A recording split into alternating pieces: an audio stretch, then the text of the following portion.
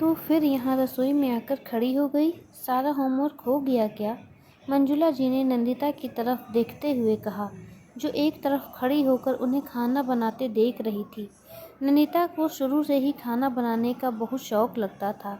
माँ जब भी खाना बनाती वह रसोई में खड़ी होकर उन्हें देखती रहती। जैसे ही मंजुला जी किसी काम से बाहर जाती, आटा लेकर छोटी छोटी रोटी बनाने लगती। कई बार वह उसे कहती, यहाँ गर्मी में क्यों खड़ी है, जा बाहर जाकर बैठ, मैं वहीं तेरा खाना लेकर आती हूँ। तो बाहर जाने के बजाय कहती, मम्मी गर्मी तो आपके लिए भी है ना, फिर मैं क्यों बाहर जाऊँ। और टुकुर टुकुर उनकी हर गतिविधि को ध्यान से देखती रहती और फिर अपने किचन सेट में झूठ मूठ का खाना बना सबको खिलाती। मंजुला जी शिकायत भरे स्वर में अपने पति से कहती, देखो तो इस लड़की को, यहाँ सारे दिन मेरे पास रसोई में खड़ी रहती है, यह नहीं कि बाहर जाकर अपनी सहेलियों के साथ खेले। तो वह भी बिटिया का पक्ष लेते हुए कहते, अरे क्यों गुस्सा करती हूँ नंदू की माँ, बच्ची है, तुम्हें तो खुश होना चाहिए। आज सब लड़कियाँ घर के कामों से दूर भागती हैं और तुम्हारी लड़की घर के कामों में रुचि दिखा रही है। ऐसा नहीं था ना? नंदिता पढ़ाई में होशियार नहीं थी, वह तो फटाफट अपने स्कूल का काम कर लेती और फिर माँ के साथ घर के कामों में उनका हाथ बटाने लगती। जब वह सिलाई मशीन लेकर बैठती तो वह भी अपनी गुड़िया के छोटे छोटे कपड़े बनाती रहती। और फिर हुआ यह कि बहुत जल्दी ही वह घर के कामों में होशियार हो गई। एक से एक बढ़कर डिशेस बनाती कि सब उंगलियां चाटते रह जाते। वही माँ जो कल तक उसे अपने से दूर भगाती थी, आज तारीफ करते नहीं थकती, मेरी नंदू के हाथों में तो जादू है, ऐसे सुंदर तरीके से खाना बनाकर सजाती है कि भूख न होने पर भी इंसान खाने को मजबूर हो जाए। हर दिन नए नए डिज़ाइन की सलाद बनाती, उसकी नई पेंटिंग्स और कलाकृतियाँ घर आए मेहमान को उसकी तारीफ़ करने के लिए मजबूर कर देती। सब कहते कि इसके तो ससुराल वाले बड़े खुश रहेंगे, रोज़ नए नए व्यंजन बनाकर खिलाया करेगी। और फिर वह दिन आ गया जब किचन सेट में खाना बनाने वाली छोटी सी नंदिता शादी करके ससुराल आ गई। ससुराल में सास ससुर, उसके पति अमर के अलावा दो छोटे देवर थे, एक ननद जिनकी शादी हो चुकी थी।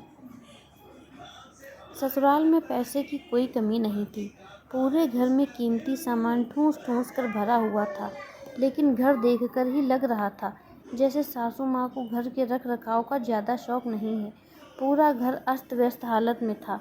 नंदिता को तो चाव था, उसने रसोई के साथ साथ पूरे घर का रख रखाव बदल दिया। नए पर्दे, नए कुशन, उसके कुशल हाथों ने पूरे घर की काया ही पलट दी। पूरा घर संवर गया। रोज़ नए नए व्यंजन बनाकर अपनी पाक कला के जौहर दिखाती। मुंह से तो कोई उसकी तारीफ नहीं करता, पर जिस तरह से सारा खाना खत्म हो जाता था उसे समझ में आता था कि सबको खाना पसंद आया। सासू माँ को तो पहले ही घर के काम का ज़्यादा शौक नहीं था। नंदिता के आने के बाद जैसे तो रसोई घर का रास्ता ही भूल गईं। सब चीज़ जगह पर मिल जाती थी उन्हें। फिर वह भली और उनकी क्लब और किटी वाली सहेलियाँ। शादी को 6 महीने होने वाले थे। नंदिता भी अपनी ज़िंदगी में रम गई थी। ही घर में खुशी की लहर दौड़ गई जब घर की इकलौती बेटी, उसकी बड़ी ननद अलका दीदी का फ़ोन आया कि वह छुट्टियों में अपने बेटे के साथ कुछ दिनों के लिए मायके आने वाली हैं। सुनकर ही खुश हो गई नंदिता, क्योंकि शादी में उनके साथ ज़्यादा घुलने मिलने का मौका नहीं मिला था। पूरे प्यार और उत्साह से वह उनके आने की तैयारियों में लग गई। नौकरानी के साथ मिलकर उसने उनके कमरे को साफ करवा दिया। सुबह सुबह खुद उनके कमरे में बगीचे से तोड़कर ताज़े फूलों का गुलदस्ता रखकर आई। अमर उन्हें लेने स्टेशन गए हुए थे। फुर्ती से घर के काम निपटाने में लगी हुई थी, जिससे अलका के आने पर फ्री होकर उनका स्वागत कर सके। अमर अलका को घर छोड़कर ऑफिस के लिए निकल गए। अलका ने आते ही उचटती सी नज़र चारों तरफ डाली और आंखों ही आंखों में पूरे घर का मुआयना कर लिया। नंदिता उनकी आंखों में अपने लिए प्रशंसा के भाव तलाशती ही रह गई कि मैंने तो सबसे तुम्हारी बड़ी तारीफ सुनी थी, नंदिता, पर तुमने तो इतने ही दिनों में घर का यह क्या हाल बना डाला। कितने ओल्ड फैशन के कर्टन हैं, और यह पेंटिंग ऐसी कोई लगाता है क्या। वो सारी पेंटिंग कहाँ गई जो हमने आर्ट गैलरी से खरीदी थी।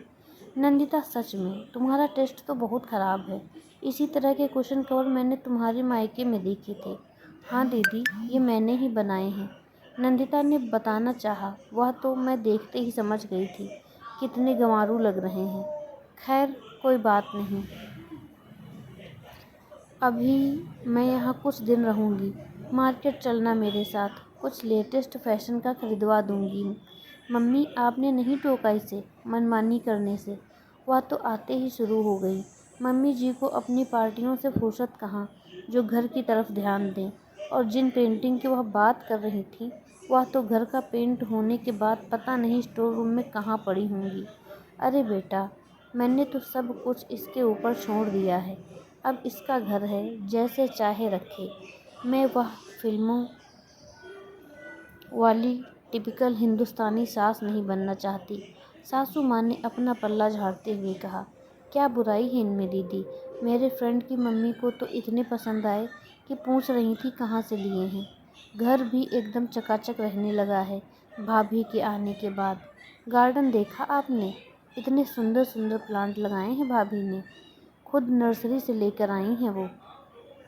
देवर अनुपम ने नंदिता का पक्ष लेना चाहा तो उसे भी बीच में ही रोक दिया अलका ने। अरे, तू और तेरे वह मिडिल क्लास फ्रेंड, जिन्हें क्या पता कि कुछ भी कबाड़ इधर उधर रख देने से घर सुंदर हो जाता है क्या। नंदिता का उत्साह फिर भी खत्म नहीं हुआ। उसने सोचा, कोई बात नहीं, मेरा बनाया खाना तो दीदी को ज़रूर पसंद आएगा। ओह, कितना ऑयल भरा है खाने में। इतना ऑयली खाना खिलाकर तो तुम हम सब को हॉस्पिटल ही पहुंचा दोगी नंदिता। कल से मेरे लिए कम मिर्च मसाले वाला खाना बनाना। मुझे सब ने बताया था कि आपको चटपटा पसंद है, इसीलिए मैंने मिर्च मसाला वाला थोड़ा ज़्यादा डाला था। कोई बात नहीं दीदी, आप पनीर भुर्जी, दाल और ये पाइनएप्पल रायता लेकर देखो। तेल मसाला नहीं है इनमें, मैंने पापा जी के लिए बनाया था।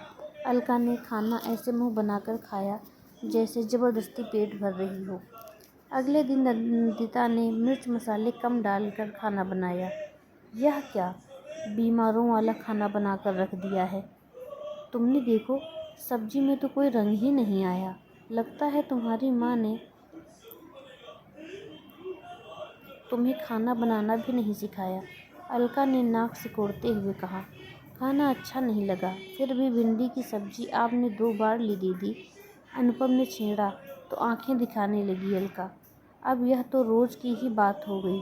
चाहे नंदिता कितनी भी कोशिश कर ले, लेकिन अलका कोई न कोई कमी निकाल ही लेती। कभी कहती चावल खिले खिले नहीं बने हैं, तो कभी कढ़ी की पकौड़ियाँ उसे मुलायम नहीं लगती, कभी चाय में चीनी कम तो कभी ज़्यादा लगती।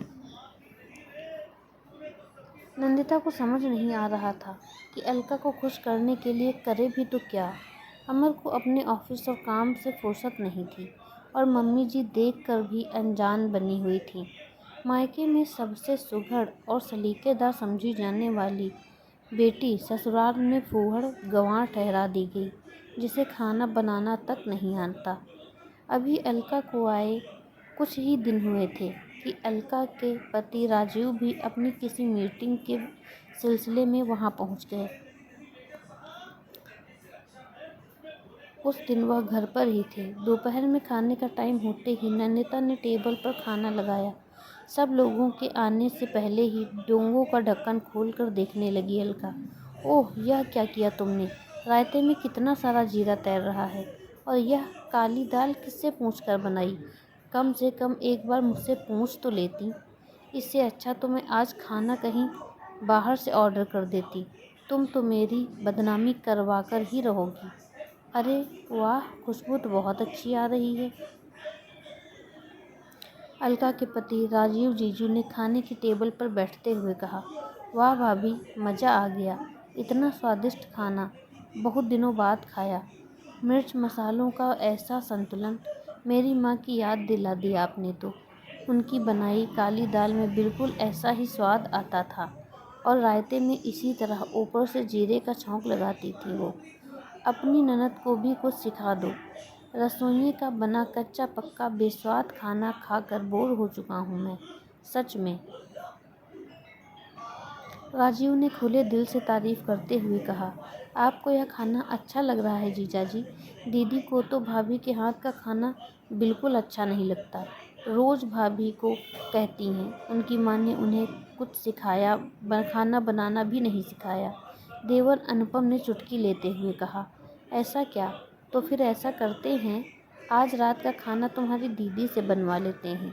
नंदिता की माँ ने तो उसे कुछ नहीं सिखाया, लेकिन इनकी मम्मी ने जो इन्हें सिखाया है वो यह नंदिता को सिखा देंगी। तो फिर यह तय रहा, आज का खाना अलका बनाएगी। और आज क्या, जब तक ये यहाँ हैं रोज़ खाना बनाने की जिम्मेदारी अलका की। कम से कम कुछ तो सीख पाएगी नंदिता, ताकि अगली बार जब अलका यहाँ आए तो उसे अपनी मर्जी का खाना मिल सके। अलका की तरफ देखते हुए कहा। राजीव ने, मैं क्यों खाना बनाऊं? मैं यहाँ कोई काम करने आई हूँ। मैं तो अपने घर में कभी नहीं बनाती, तो यहाँ क्यों बनाऊंगी? पति की बात पर हड़बड़ा गई अलका। साफ साफ कहती क्यों नहीं कि तुम्हें ढंग का खाना बनाना आता ही नहीं है? फिर क्यों भाभी के अच्छे भले खाने में रोज़ कमियां निकालती हो? मैं जानता हूँ यह तुम्हारी इनसिक्योरिटी है जो तुम ऐसा करती हो। तुम्हें लगता है नंदिता ने आकर तुम्हारी जगह तुमसे छीन ली। अरे तुम घर की बेटी हो और वह बहू है। तुम दोनों की अपनी अपनी जगह है। तुम्हें पता भी नहीं कि ऐसा करके तुम नंदिता के दिल में अपनी छवि खराब कर रही हो। अरे तारीफ नहीं कर सकती तो कम से कम कमियां तो मत निकालो। कहीं ऐसा ना हो कि अगली बार तुम्हारे आने की खबर सुनते ही वह अपने मायके चली जाए। तुम्हें तो उससे कुछ सीखने की कोशिश करनी चाहिए। तुम तो उसकी माँ तक पहुँच गई। तुम्हें तो कुछ भी नहीं आता था, फिर भी मेरी माँ ने कभी तुम्हें कुछ नहीं कहा, बल्कि प्यार से सब कुछ सिखाने की कोशिश की थी। यह अलग बात है कि तुम उन्हें अपना दुश्मन समझने लगी थी। अरे आप लोग खाने की टेबल से उठ क्यों आए? मैं तो बस आइसक्रीम लेने गई थी। खाकर बताइए कैसी है, मैंने बनाई है मैंगो आइसक्रीम। सब कुछ सुनकर भी अनजान बनते हुए नंदिता ने, मामी मैं एक और लूँगा, यह तो मार्केट वाली से भी अच्छी बनी है। चीनू ने प्यार से कहा। बेटी की बात पर इस बार हमेशा की तरह अलका दीदी ने कुछ नहीं कहा, बल्कि चुपचाप आइसक्रीम खाती रही। नंदिता ने मन ही मन राजीव जीजू का धन्यवाद किया, जिन्होंने एक बड़े भाई की तरह सारे मामले को सुलझा दिया था।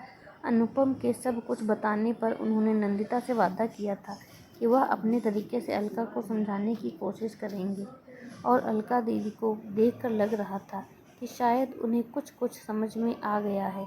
जिनकी माँ गलत होते देख कर भी कुछ नहीं समझाती, उन्हें पति ही समझा पाते हैं। कुछ बातें पति के समझाने पर ही समझ में आती हैं, और यहाँ भी कुछ ऐसा ही हुआ था। दोस्तों, आपको मेरी यह कहानी कैसी लगी हमें कमेंट करके ज़रूर बताएं। कृपया लाइक, कमेंट और सब्सक्राइब ज़रूर करें। अगर कहानी पसंद आई हो तो मिलते हैं अगली कहानी में। धन्यवाद।